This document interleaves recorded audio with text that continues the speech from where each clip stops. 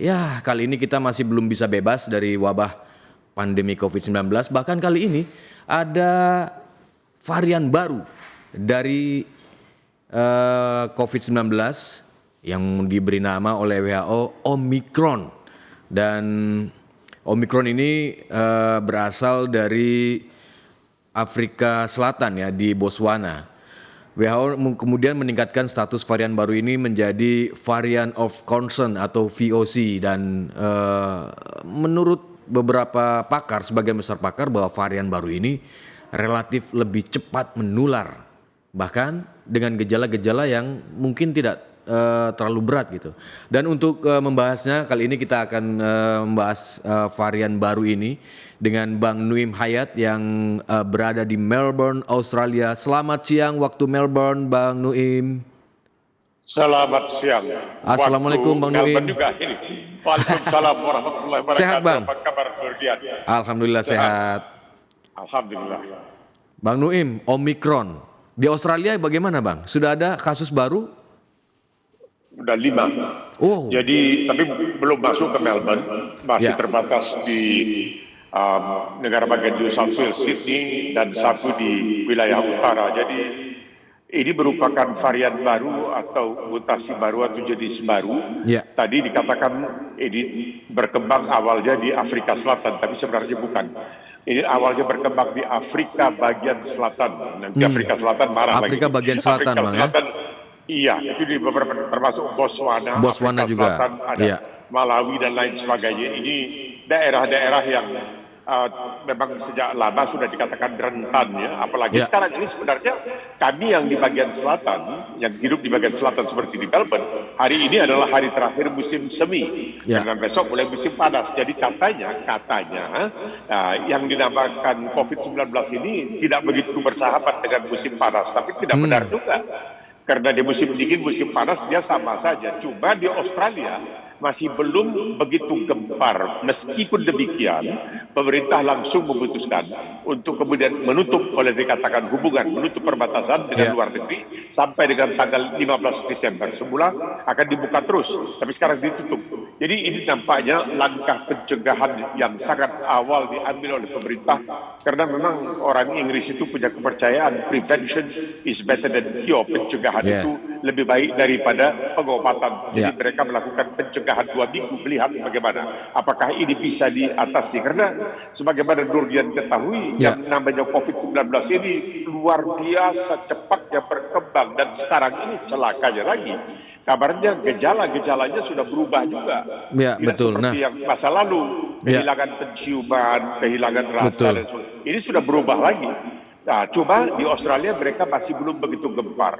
Jadi salah satu cara yang ingin diterapkan adalah untuk meyakinkan sebagian orang yang dianggap rentan agar mendapat vaksinasi ketiga. Jadi orang-orang seperti saya yang booster ya Bang, sudah berusia agak lanjut, 83, insya Allah mungkin nanti tanggal 6 Januari kalau masih hidup akan mendapatkan vaksinasi ketiga. Baik. Ya, mudah-mudahan. Ya. Bang Nuim, ini kan tadi Bang Nuim sempat bilang pandemi COVID-19 ini kan sangat luar biasa wabahnya. Dan ini juga salah satu sejarah pandemi yang ada di dunia yang memang mutasinya sangat cepat sekali, perubahannya sangat banyak, bahkan ada ribuan jenis atau mungkin varian yang beredar saat ini. Mengapa, yang menjadi pertanyaan kita semua adalah mengapa varian baru ini terus muncul gitu Bang? Ya itu dia, karena cepatnya kan hubungan interaksi antar manusia. Kalau seorang selalu membandingkan apa yang terjadi setelah Perang Dunia Pertama, sekitar tahun 1917, ketika itu timbul apa yang disebutkan influenza Spanyol. Itu luar biasa, dahsyatnya luar biasa. Sampai diperkirakan mungkin antara 70 sampai 100 juta orang yang meninggal dunia. Tetapi harus Nurdian ingat, pada waktu itu hubungan antara satu negara dengan negara lain itu masih pakai, boleh dikatakan, kendaraan dengan kemampuan kuda gigit besi. Mungkin naik kereta api, mungkin naik kapal. Sekarang ini kan kita berhubungan dengan naik pesawat jet. Lagi pula di zaman itu masih belum ada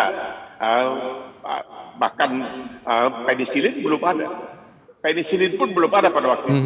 Sekarang ini dengan segala macam kemampuan manusia yang sudah sampai ke antariksa dan kembali ke bumi, Kenapa ini masih bisa terjadi? Itu menunjukkan bahwa semakin canggih perobatan yang diciptakan oleh manusia, lebih canggih lagi barangkali virus-virus yang berkembang di antara manusia. Oleh sebab itulah perkembangan ini sangat cepat dikarenakan juga hubungan manusia itu begitu cepatnya.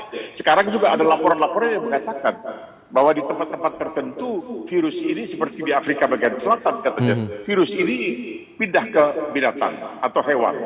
Kemudian dari hewan dia kembali ke manusia. Ya ini yang bikin ruwet jadinya. Kan mulanya ketika terjadi di Wuhan ini dikatakan ini dari kelelawar dan ini lain sebagainya. Ya, oleh sebab itu Cina pun nampaknya sekarang ini sangat hati-hati sehingga menawarkan kepada Afrika, seluruh Afrika bantuan sampai 1 miliar dosis vaksin anti COVID-19. Saking mereka juga sangat takut. Walaupun Cina boleh dikatakan barangkali di antara yang paling berhasil dalam mengendalikan, bukan menghapuskan, tapi dalam mengendalikan COVID-19 ini. Kemunculan Omikron ini juga kan Bang Nuim juga mengiringi bersamaan juga dengan kekhawatiran banyak orang juga, termasuk saya mungkin dan mungkin MJ listener yang lain. Apakah kemudian vaksin-vaksin yang sudah kita suntikkan ini juga ampuh atau mampu menangkal varian baru ini yang bermutasi sangat cepat gitu?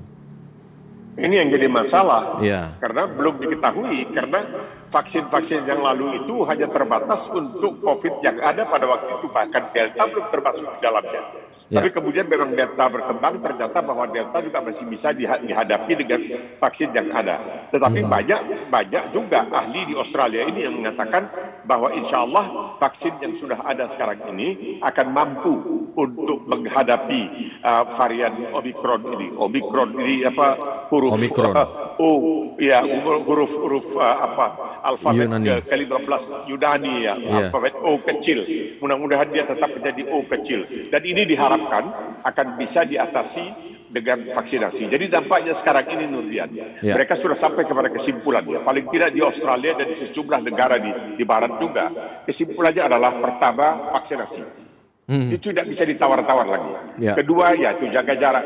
Kedua masker. Ketiga jaga jarak. Keempat tetap cuci tangan. Jadi tidak bisa meleng. Itulah kira-kira yang dikatakan di Australia ini harus dilakukan. Ya, ini banyak orang yang sangat keberatan dengan masker ini, sangat keberatan dengan vaksinasi. Alhamdulillah di seluruh Australia diperkirakan sudah hampir 87% rakyatnya yang cuma 87%, masih ada 13% yang tidak mau divaksinasi. Sudah ada 87%.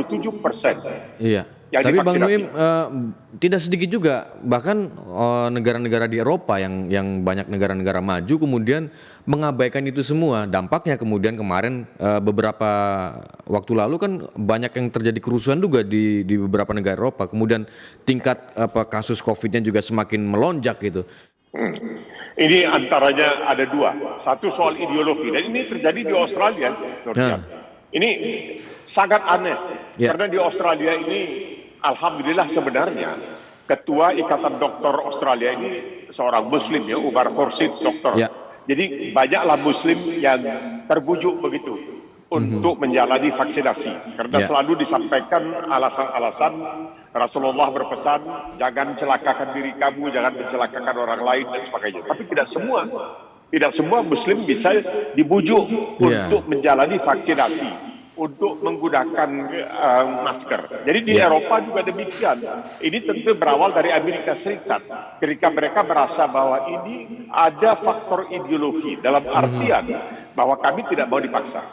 Ini dipaksa. Kalau kami sekiranya ini seandainya, ini pengandaian, kita tidak tahu kalau sekiranya mereka tidak dipaksa, kalau ini dikatakan sebagai sesuatu yang sifatnya sukarela, barangkali mereka mau.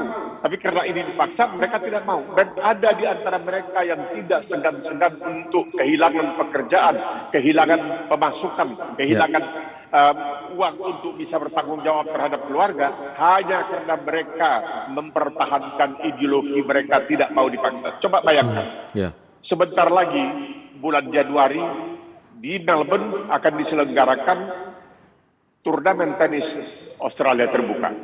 Ini luar biasa, pernah ini penontonnya sampai 800.000 orang yang menyaksikan. Jadi kadang-kadang kita heran, karena pertandingan itu dilangsungkan di hari kerja misalnya, saya waktu dulu bertugas di Radio Australia, meliput itu tetap saja stadionnya penuh. Apa orang-orang Australia ini nggak kerja? Karena mereka tergila-gila dengan tenis, mereka tergila-gila dengan berbagai jenis olahraga. Nah, ketentuan yang diberlakukan oleh pemerintah daerah, yaitu pemerintah daerah Victoria yang ibu kotanya Melbourne, tidak boleh seseorang petenis yang akan mengikuti pertandingan turnamen Australia terbuka kalau dia tidak memastikan menunjukkan bukti bahwa dia telah menjalani vaksinasi 2 kali. Tapi apa yang dikatakan oleh petenis nomor 1 di dunia, Novak Djokovic? Dia tidak mau mengatakan apakah dia sudah divaksinasi atau dia belum divaksinasi. Berita terakhir yang hari ini kami terima di Australia, ayahnya mengatakan besar kemungkinan putra saya, Novak Djokovic, tidak akan ikut karena dia tidak bersedia untuk mengungkapkan. Dia tidak bersedia untuk mengungkapkan apakah dia sudah divaksin atau belum gitu Bang ya. Ya. Jadi bagaimana? Jadi ideologinya Donald Trump juga ini, bahwa mereka merasa, oh saya ini dipaksa, saya tidak bersedia kehilangan kemerdekaan saya. Ini bagian dari mutlak fitrah saya. Coba bayangkan, itu di negara bagian Queensland, 4.000 nakes tenaga kesehatan. Itu dirumahkan karena mereka tidak bersedia untuk divaksinasi. Mereka mau divaksinasi barangkali kalau tidak diwajibkan untuk divaksinasi. Ini gila kan? Ini adalah pandangan yang gila. Para ahli sudah mengatakan, baiklah kita sebagai muslim dikatakan, serahkan urusan kepada ahlinya. Kalau tidak, tunggulah kehancuran. Mereka tidak mau terima, mereka punya ahli mereka sendiri. Sekarang ini macam-macam cerita mereka. Misalnya antara lain, awas, laki-laki yang telah divaksinasi akan terganggu spermanya. Ini sebuahnya tidak dengan bisa berbagai macam hoax gitu Bang ya, yang mengiringinya gitu ya. Hoax yang tidak masuk di akal, ini terus terjadi. Jadi kita melihat, padahal ketika pemerintah melakukan lockdown, semuanya protes, semuanya mengeluh. Ketika lockdown dibuka, waduh bahagianya manusia itu seperti malaikat turun dari langit. Mereka begitu bahagia, bisa pergi ke pub minum, bisa pergi makan dan lain sebagainya. Tetapi ketika pemerintah mengatakan bahwa lockdown harus dilakukan untuk mencegah terjadinya penyebaran ini, mereka memprotes. Nah, karena pemerintah mengatakan, kalau begitu kenapa tidak menjalani vaksinasi? Nah, kalau sekiranya pemerintah sekarang mengatakan begini, jadi kesimpulan pemerintah Australia, baik sebagaimana halnya dengan banyak pemerintah lain di Eropa seperti disebutkan tadi oleh Dunian, bahwa apabila vaksinasi mencapai sekitar 80-90%, apa boleh buat? Ya terpaksa yang selebihnya itu kalau mau dikorbankan, ya dikorbankan. Jadi sekarang alhamdulillah sudah mencapai kira-kira 87%. Sehingga anak-anak pun sekarang divaksinasi. Sudah mulai divaksinasi. Anak-anak kecil sudah mulai divaksinasi. Demi menghindari, karena banyak terjadi di Amerika, di mana-mana itu ada anak yang sedih sekali karena mereka yang ternyata menularkan kepada orang tuanya, tetapi orang tuanya ketika dinasihati oleh anak-anaknya agar menggunakan masker, agar mereka tidak mau. Nah, ini masalah kita tidak mengerti kenapa.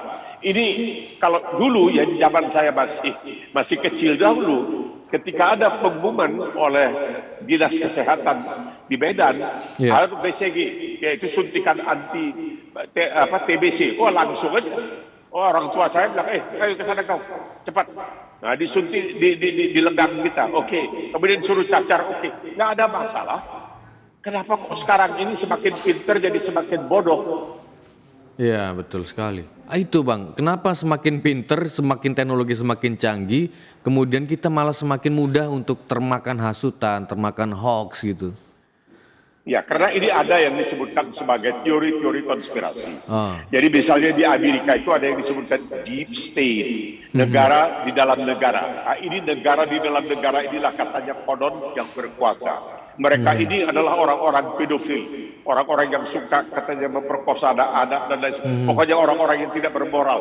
Konon mereka inilah yang mengendalikan pemerintahan yang sesungguhnya, bahwa kekuasaan yang sesungguhnya adalah di tangan mereka dan lain sebagainya. Jadi mereka ini punya teori. Di Amerika itu ada yang namanya QAnon, ada yang namanya Pride Boys, ada macam-macam gerakan-gerakan yang didasari oleh keyakinan-keyakinan yang tidak bisa dibuktikan, yang tidak ditabayun, tidak bisa dipastikan, dan banyak yang terbawa rendong, banyak yang percaya.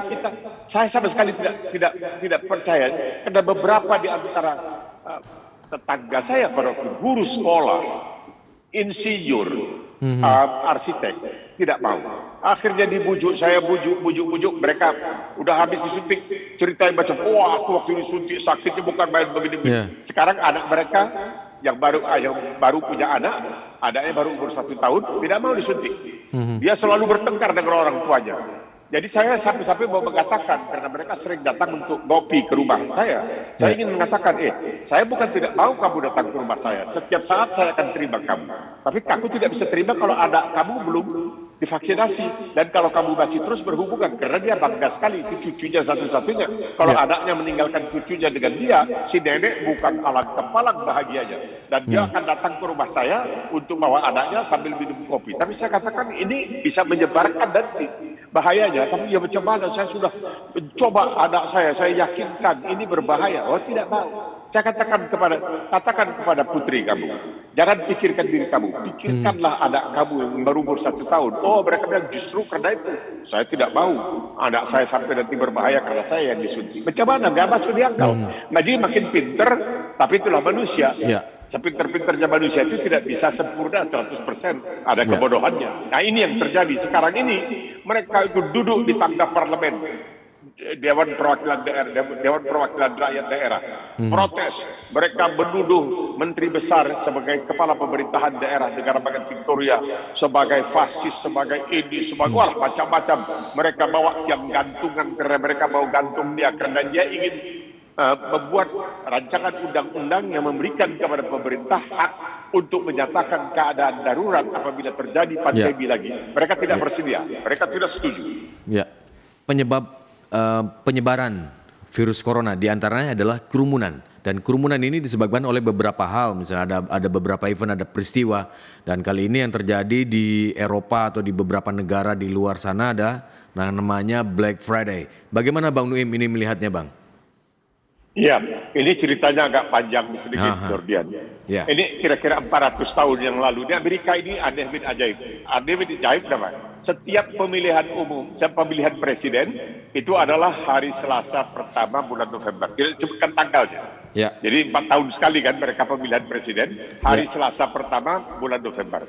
Nah, pada bulan November itu ada juga perayaan yang sangat besar. Bahkan sementara orang mengatakan bagi orang Amerika, perayaan ini lebih besar dari Natal, yaitu hari Kamis keempat bulan November yang disebut Thanksgiving atau syukuran, yaitu hari syukuran. Kenapa? Karena 400 tahun yang lalu sejumlah orang 120 barangkali 125 orang dari Inggris dan Belanda berangkat ke Plymouth di New England ke Amerika dengan kapal bernama Mayflower, karena mereka ingin mencari tempat di mana mereka bisa beribadah lebih ketat lagi daripada yang di negeri mereka sendiri. Mereka menganggap bahwa agama Kristen yang ada di negeri mereka sendiri sudah banyak melenceng, banyak menyimpang, dan jadi mereka mencari dan mereka mau, kalau zaman sekarang ini barangkali dikatakan mereka itu lebih radikal.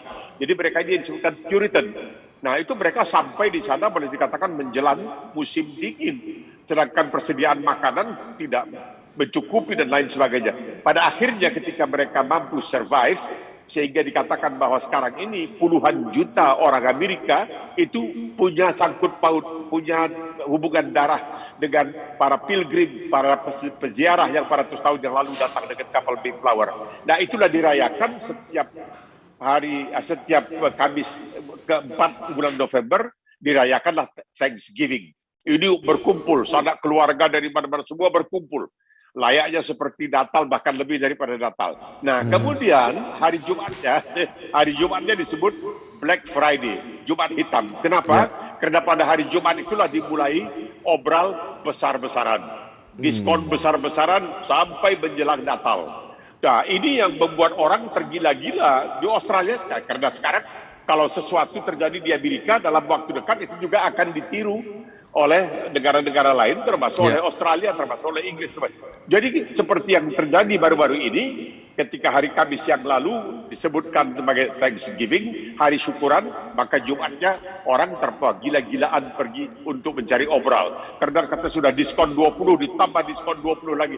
Itu disebutkan Jumat hitam, Black Friday, dan ini berlangsung terus sampai dengan nanti Natal. Dan begitu selesai Natal, sehari setelah Natal, Boxing Day, itu kembali lagi obral gila-gilaan. Dan tidak jarang juga terjadi bentrokan gitu Bang ya, karena berebut barang gitu kan.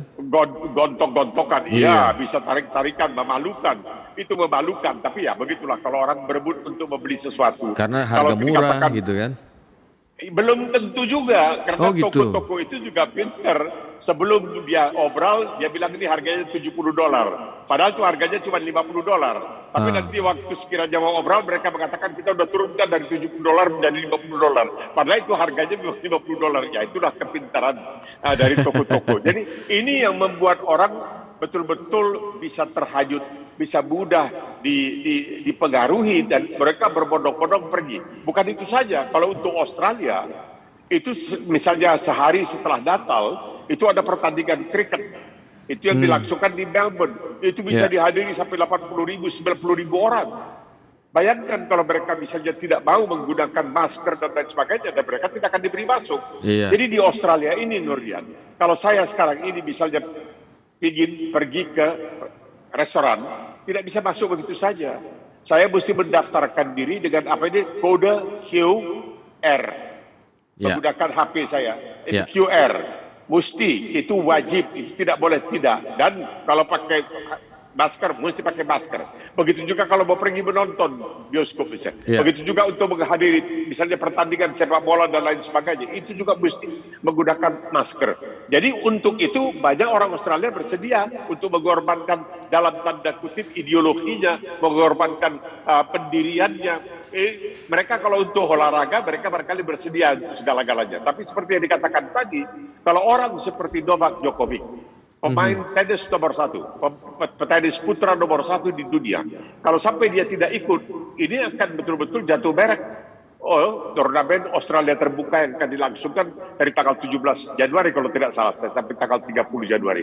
Itu akan kehilangan pamor karena orang nomor 1-nya tidak ada. Tapi ayah Novak Djokovic sudah memberikan aba-aba, mengatakan kemungkinan putra saya tidak akan ikut karena dia diwajibkan untuk membuktikan bahwa dia telah divaksinasi, B, dia harus menjalani vaksinasi. Dia tidak bersedia melakukan dua-duanya. Begitulah katanya.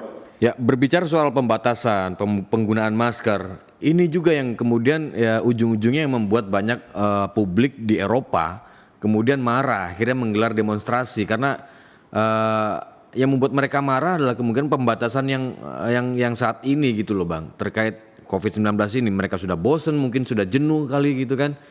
Ini kemudian yang memicu kemudian kerusuhan itu. Dan apakah kemudian kebiasaan-kebiasaan menggunakan masker, berkerumun, menjaga jarak, ini apakah kita bisa menggunakan atau menerapkan ini untuk kedepannya?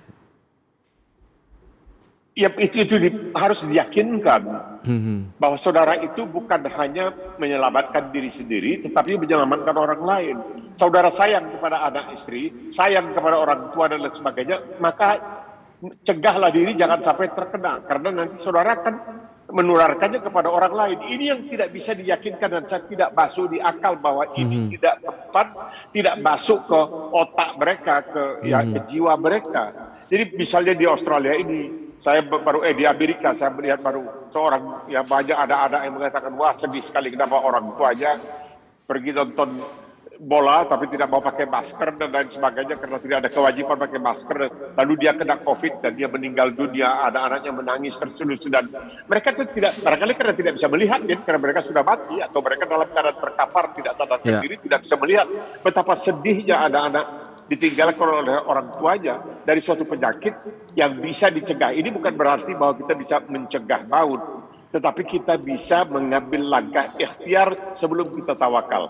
Bagaimana caranya untuk membuat mereka, untuk diyakinkan bahwa mereka harus berikhtiar untuk mencegah agar jangan sampai. Tapi ada satu hal yang bagus. Satu hal yang bagus belakangan ini, macam-macam desainnya, rancangan masker terutama untuk perempuan yang dibuat, sehingga sekarang ini ya kelihatan sekali banyak perempuan yang banyak bersaing Masker siapa yang lebih aduhai, yang lebih hebat dari masker siapa. Jadi ini nampaknya bisa dijadikan semacam fashion, suatu mode. Dan ini ada baiknya juga. Ya orang mendapat duit tentunya. Tapi dengan demikian orang mulai bersaing, seakan-akan, lihat nih, aku pakai masker yang istimewa. Ya istri saya juga suka mengatakan, saya kalau pakai masker ini selalu dipuji. Waduh, ini masker kamu bagus sekali ya. Jadi dia tentunya lebih tekun untuk menggunakan masker karena sering mendapatkan pujian karena maskernya itu agak berbeda dari masker-masker yang biasanya. Dan saat ini memang dunia sedang berpacu dengan waktu untuk memahami bagaimana varian Omikron sekaligus memodifikasi vaksin mungkin untuk melawan ancaman yang ditimbulkan oleh Omikron atau mungkin varian-varian baru lainnya. Dan memang tidak bisa dipungkiri bahwa vaksin yang saat ini tersedia bukan jawaban ideal, tapi mungkin saja tidak akan efektif menghadapi varian baru. Tapi ini bukan berarti vaksin-vaksin ini tidak memberikan perlindungan. Artinya bagi kita yang belum divaksin, ayolah kita untuk divaksin. Karena vaksin-vaksin ini masih efektif loh untuk mencegah penularan atau memberikan perlindungan dari varian COVID lainnya, misalnya seperti Delta, Alpha, Beta, Gamma. Yang terbaru adalah Omikron. Bang Nuim, bagaimana sebetulnya untuk mau menyadarkan masyarakat di dunia agar mau untuk hidup sehat kemudian divaksinasi COVID-19 ini? Itu dibuat mereka menderita. Dalam artian dilakukan lockdown. Ini tentunya dengan pengorbanan ekonomi yang sangat luar biasa. Dan orang akan banyak penduduk, akan banyak rakyat yang tidak akan senang dengan lockdown. Dan itu ongkosnya sangat mahal loh Bang Nuim ya? Jelas. Jadi kalau pada akhirnya mereka akan merasakan akibat negatif dari lockdown itu, maka dikatakan, agar lockdown ini bisa dicabut kembali, kamu harus divaksinasi. Karena sudah diakui sekarang ini, Nurdian. Jadi misalnya salah seorang mantan Perdana Menteri Inggris baru kemarin dahulu mengatakan, inilah katanya negara-negara maju selalu tidak mengingat negara-negara yang kurang maju. Sehingga mereka memikirkan, kalau kami, yaitu negara-negara yang maju, kalau kami bisa melakukan vaksinasi dan ini dan itu, kami tidak perlu khawatir. Padahal dengan melakukan semua itu tidak bisa menjamin bahwa mereka tidak akan terserang. Karena masih banyak di negara-negara miskin, terutama di Afrika, yang belum mampu untuk melakukan vaksinasi. Selagi mereka belum aman, tidak bisa dikatakan umat manusia aman. Tapi ada jalan lain. Jadi apa boleh buat? Ini harus ditempuh. Yaitu kalau sudah mencapai sekitar 80%, 90% sudah divaksinasi, maka biasanya pemerintah penguasa mengatakan, ya kita sudah bisa mengatakan kita sudah dalam tanda kutip agak aman. Tidak 100% aman, tapi agak aman. Paling tidak 20% yang tidak divaksinasi tadi tidak akan bisa menularkan kepada kita. Kalaupun terjadi penularan, maka akibatnya tidak akan separah seperti kalau kita belum menjalani vaksinasi. Meskipun diakui bahwa untuk mencari penawar atau antidot atau obat untuk menghadapi Omikron itu barangkali diperlukan antara 2-3 bulan. Tidak bisa langsung ditemukan. Jadi mesti ada cara untuk, tapi sementara itu vaksinasi yang ada sekarang ini seperti AstraZeneca, seperti Pfizer, Moderna dan lain sebagainya, Johnson dan sebagainya, itu paling tidak bisa menjadi benteng pertahanan katakanlah 80%, 90%, 80-90%, sehingga ketika seseorang yang telah divaksinasi, apabila dia juga nanti terpapar dan dia terkena, maka tidak akan separah seperti yang kalau dia tidak divaksinasi. Jadi salah satu contoh barangkali adalah Perdana Menteri Ceko baru-baru ini, baru beberapa hari yang lalu ketika dia diambil sumpahnya, dia dimasukkan ke dalam sebuah peti kotak yang besar sekali terbuat dari kaca karena dia rupanya terkena.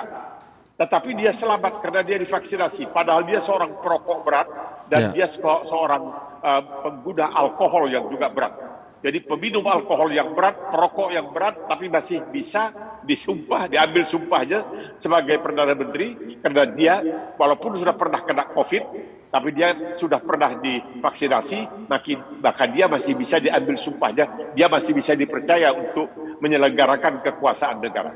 Ya, dan Bang Nuim, kita berharap pandemi memang bisa berakhir ya. Dengan situasi yang seperti ini ya tetap kita harus juga menjaga kesehatan kita, kemudian menjaga pola hidup sehat kita gitu Bang Nuim ya. Iya, tapi jangan harapan saja. Harus ada upaya, Ya. harus ada usaha, harus ada ikhtiar. Nah, ikhtiarnya apa?